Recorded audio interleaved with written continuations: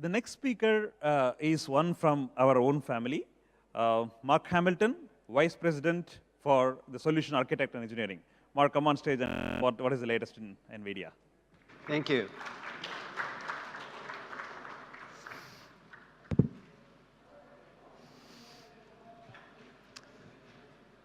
So it's great to be here, and it's great to see all the people that are at the deep learning session. I think this is our first TC in India, but if we would have been here a year ago, my expectation would be that there maybe wouldn't have been as many people here in the deep learning session. I'm not going to talk a lot about digital twins. I will talk a little bit about Microsoft and flavor to some of the work that they've been doing, as well as some of the other things that NVIDIA is doing, and especially in the hardware space.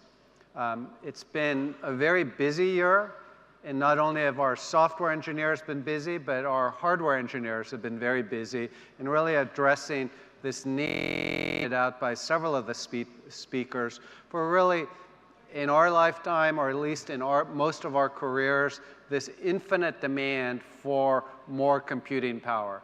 As models get more complex, as more applications for deep learning are found, and as new deep learning inference applications come into being.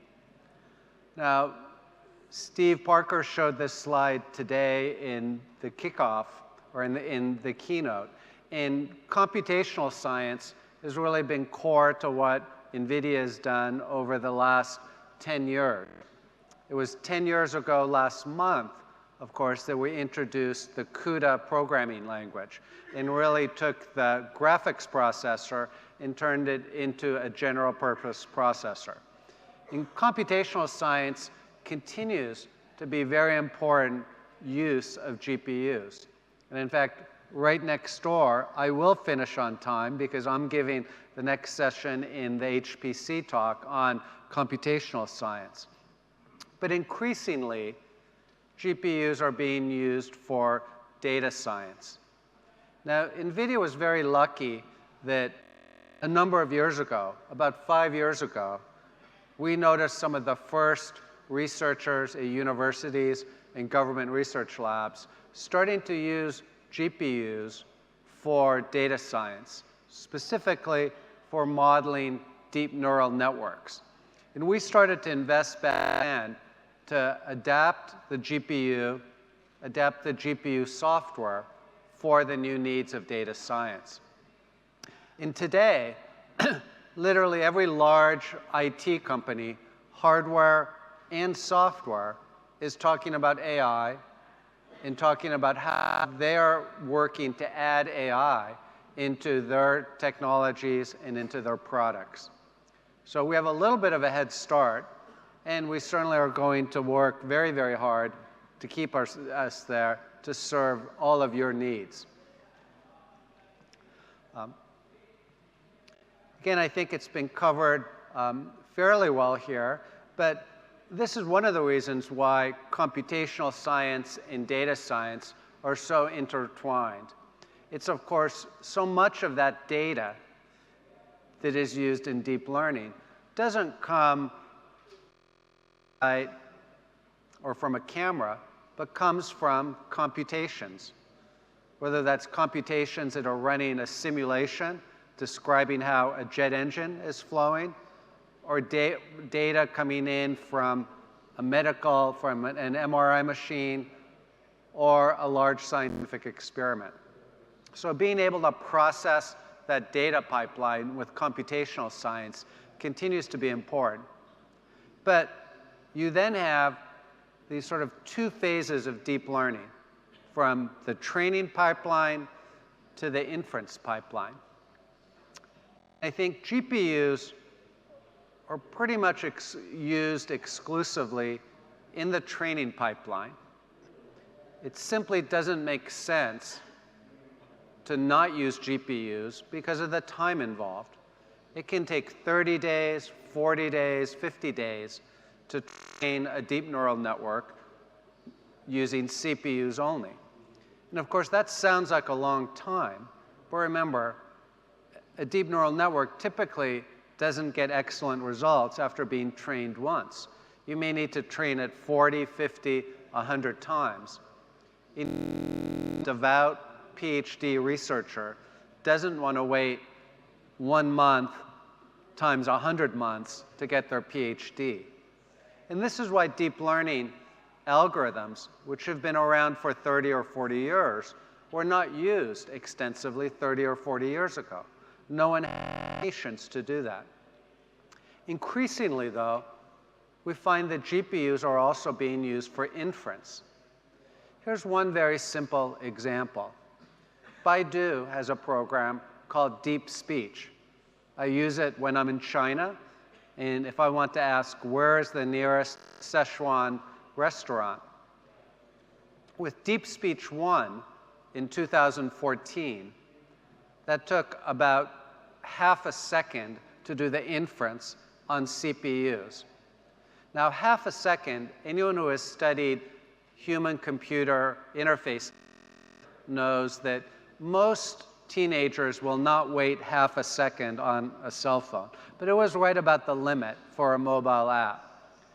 Now, the problem with Deep Speech 1 was that it was only 87% accurate. About 95% accuracy is typically what a human uses in most tasks. So this year, Baidu increased the complexity and the performance of Deep Speech 2. They made it a more complicated neural network. And of course, then the inference time went up correspondingly. And when they completed the network and had it trained, it was taking 2.2 seconds to inference that same question: where is the nearest Szechuan restaurant? And Baidu realized that 2.2 seconds was absolutely too slow. So they reprogrammed the inference on a GPU, and it took them 0.1 seconds, a tenth of a second on GPUs. So increasingly, we're seeing more and more use of GPUs, not only on the training side, but also on the inference side. So these are some of the statistics and performance numbers on the Pascal P100. This is today our best GPU for deep learning training, as well as for traditional computational science. So, of course, for computational science, it retains the full double precision, or FP32 capability. Again, 5 teraflops, slightly over 5 teraflops, depending on the version. Again, that power of that very large supercomputer that Steve Parker used a number of years ago, now in a very small GPU. But more importantly, with Pascal, we made a number of architectural changes.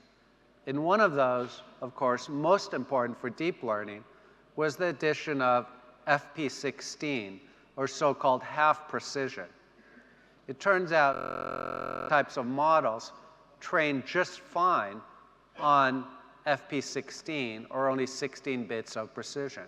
So our engineers figured out how to take that 64-bit floating point unit, and with almost zero overhead, do 4 times the number of FP16 calculations with the same floating point unit, instantly doubling the performance of the P100.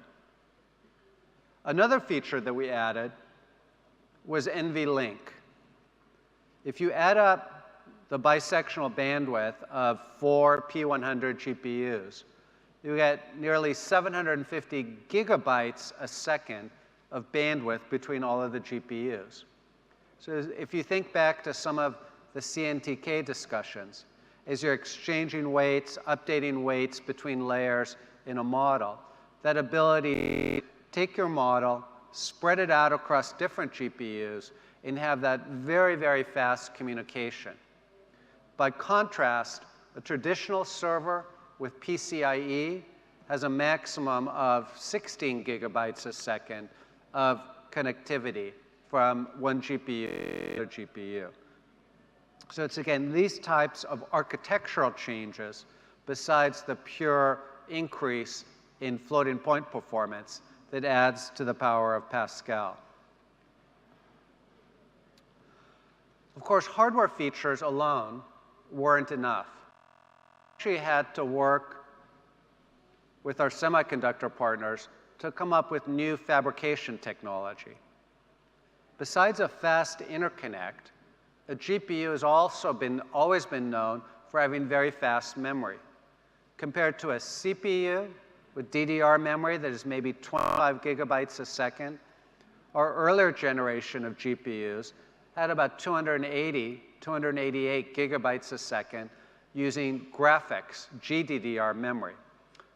But with the P100, we introduced a new type of stacked 3D memory called high bandwidth HBM2 specifically, second generation of high bandwidth memory. And what HBM2 does, it's a stacked memory. It takes the memory DIMMs and stacks them on top of each other and connects them not with copper wires, but with silicon wires, in effect, called through silicon vias. Think of it as small holes drilled in, very small holes drilled in the memory DIMMs and bringing a silicon wire through that. And now the challenge becomes, how do you connect that stack of HBM memory with the actual GPU? On a traditional GPU, you do this on a small printed circuit board, and you use copper wires in the printed circuit board. The challenge is, of course, even though our GPUs are some of the largest integrated circuits on the planet, you can only have so many pins or copper wires coming out of the GPU.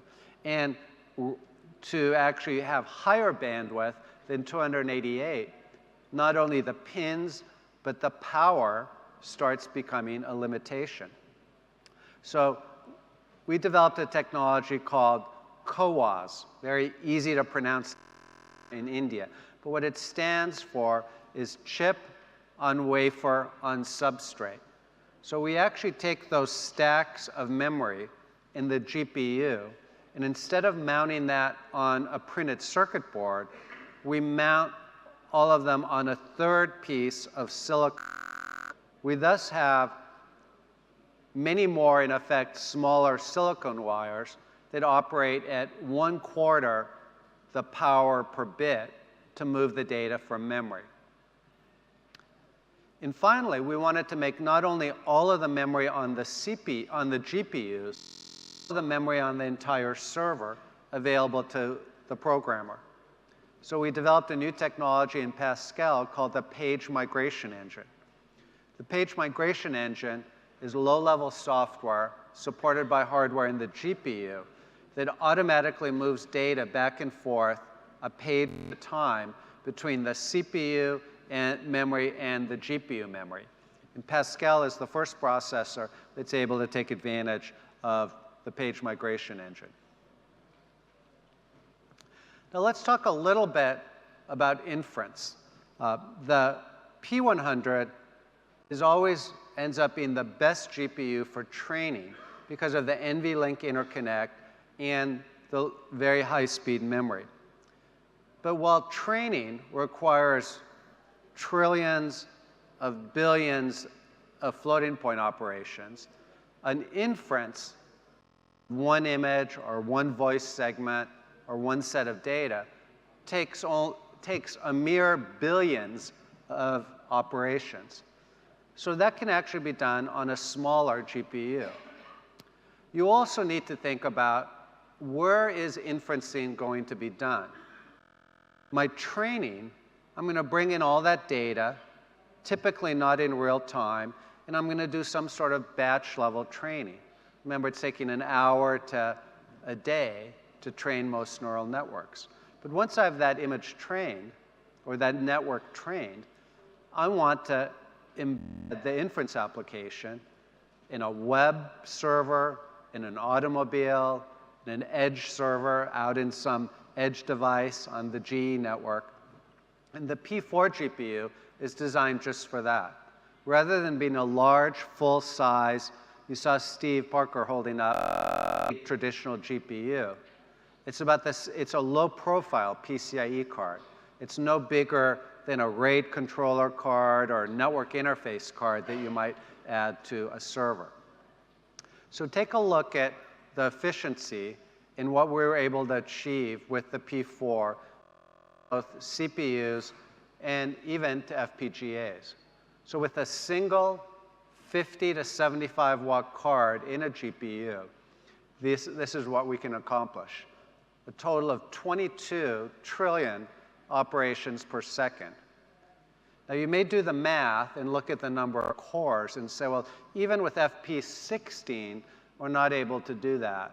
Or how do you get those many operations? So in fact, this is not using FP16, but it's using a new int8 operation. And again, it sort of makes sense if you can do the training, where you sometimes have layers in your network with 16-bit, you should be able to do one pass through that network for inferencing with 8-bit. Now, of course, there's two types of inferencing. You may do inferencing at the edge, but you also batch inferencing. Think of the Google Maps application. If they update their algorithm for identifying building numbers on the buildings, they may want to take all of the Google Map images and re-inference those. Those don't need to be done out on the edge. They're going to be done back in the core of their network, where they can go in and build up servers with a large number of the full-size GPUs. So the P40 uses the same int8 technology that's in P4 and bundles it into a full-size 250-watt GPU.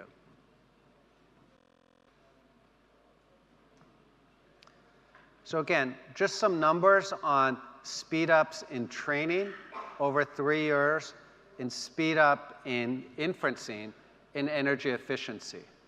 Now, why is energy efficiency so important in inferencing? Well, think about it. You're not building a dedicated server with 4, 8 GPUs and a lot of extra power supplies. You probably want to add inferencing to the existing web servers that you have today. And even beyond that, you may want to do inferencing in an embedded product. Jetson TK1 or TX1 or another embedded GPU. So that energy efficiency for inferencing is especially important. So let's take a look at some results, comparing some of our different GPUs. Looking at our K80 and M40, which if you purchased GPUs even a year ago, this is probably what you have. And the latest GPUs, the P40, P100, and our DGX1 deep learning supercomputer. And this does a great job of showing the advantages of NVIDIA that is enabled on DGX1. So we have a number of different networks here. You can see on some of the networks, we get significantly better performance with the availability of NVLink. But in all cases, that DGX1 with NVLink is faster than the regular P100s using just the PCIe interconnect. In any case, if you've been using an older GPU, having any of the Pascal GPUs is most likely going to give you a very pleasurable increase in performance.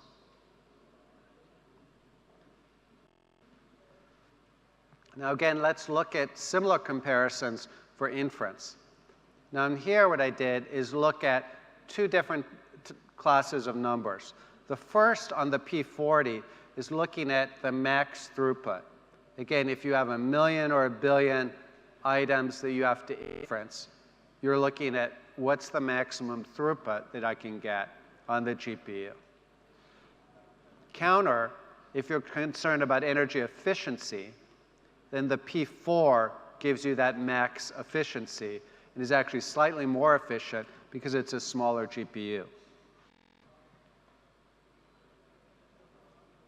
So again, looking and putting together the full product family, we do make it a little bit confusing for you by giving you multiple choices. But again, for hyperscale HPC, and again, this is when you have a cloud service provider or you're buying a single cluster to use for both computational science or high performance computing and for traditional or for data science. The P100 for training and the P40 and P4 for inference will be your best products. You need strong scaling HPC, something that takes advantage of a faster interconnect, the P100 with NVLink.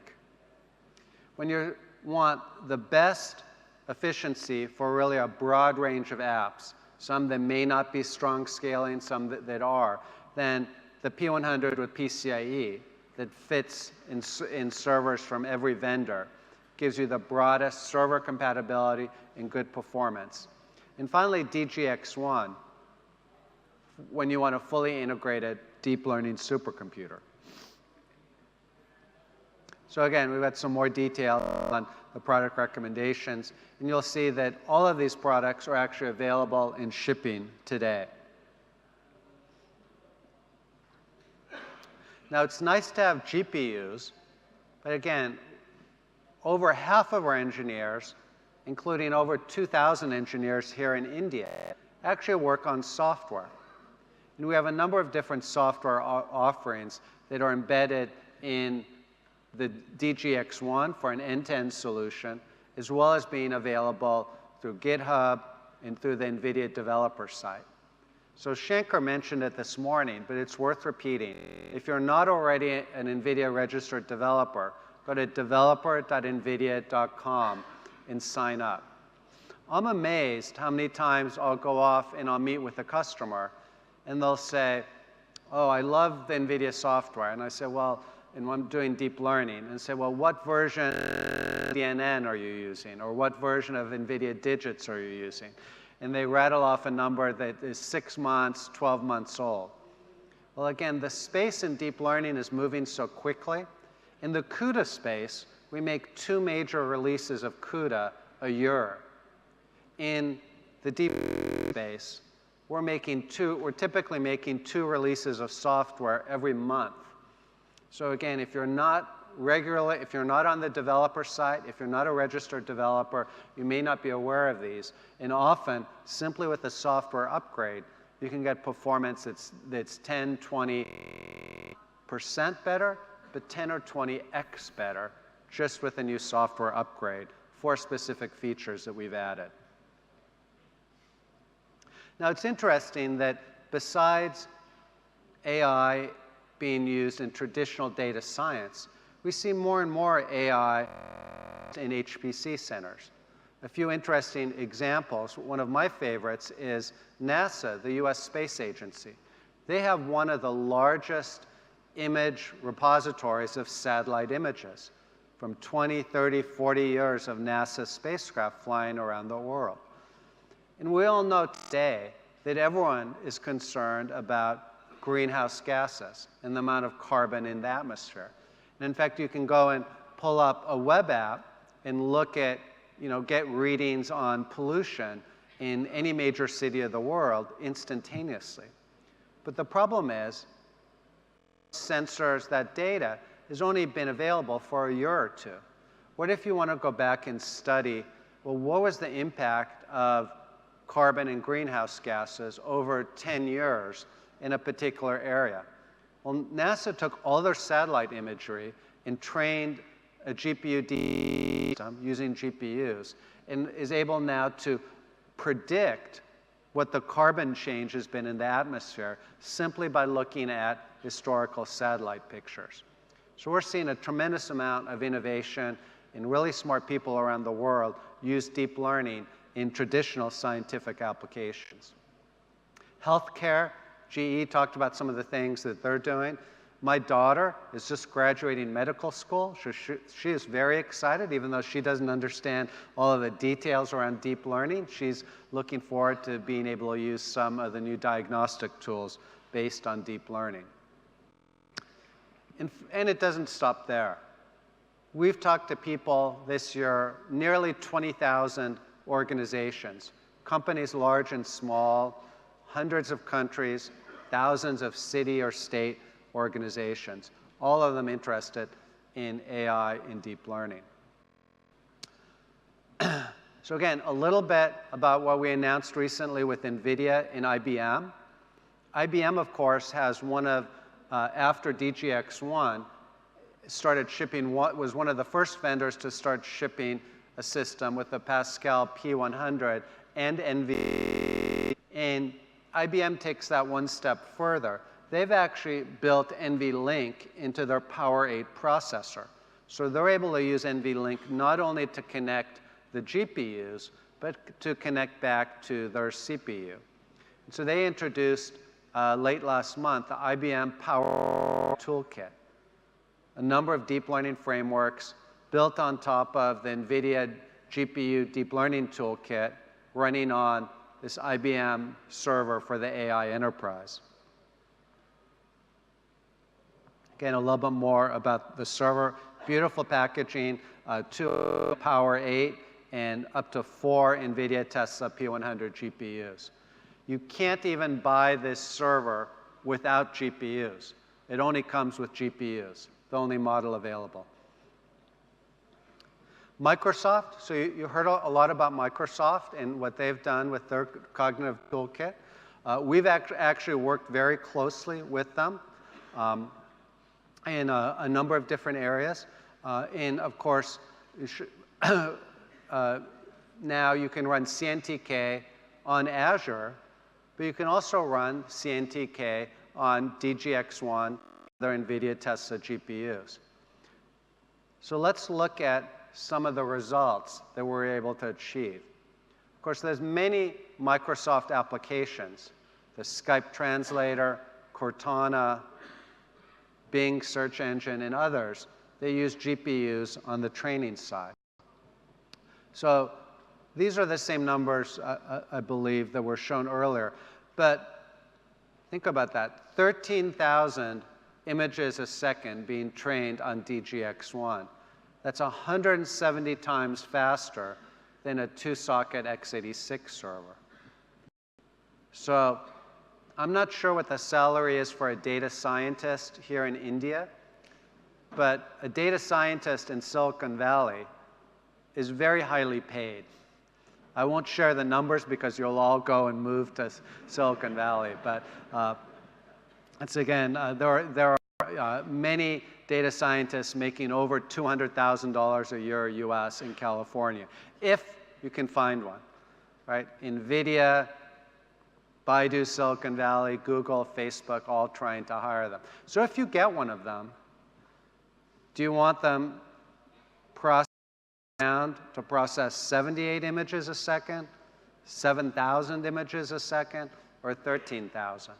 So DGX1 has been very, very successful for many of these companies that simply their data scientist is the most important person, and they want to give them the most important tool for data science.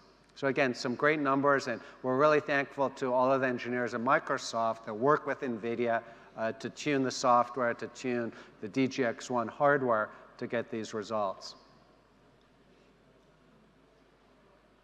We talked about the Cancer Moonshot earlier today, so I won't talk too much about that. But again, DGX1 is the platform being used by all of the national labs in the US that are working on the Cancer Moonshot.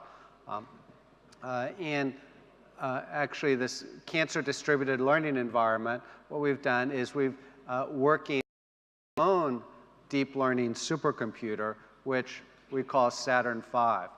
Now, I'm really proud of this system because a lot of my engineers worked on this with other teams at NVIDIA.